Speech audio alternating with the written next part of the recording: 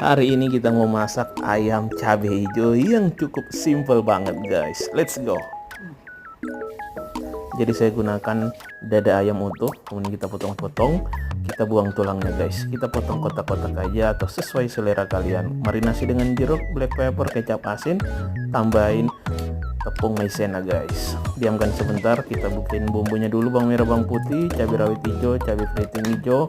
Kalian sesuaikan saja. Kemudian di blender gunakan minyak sedikit. Goreng ayam, kemudian dibolak-balik, jangan sampai kering biar ada juicy-juicynya sedikit.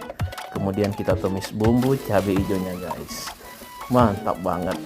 Tambahin perasan jeruk, kemudian bumbui dan masukkan ayamnya guys. Kita aduk-aduk.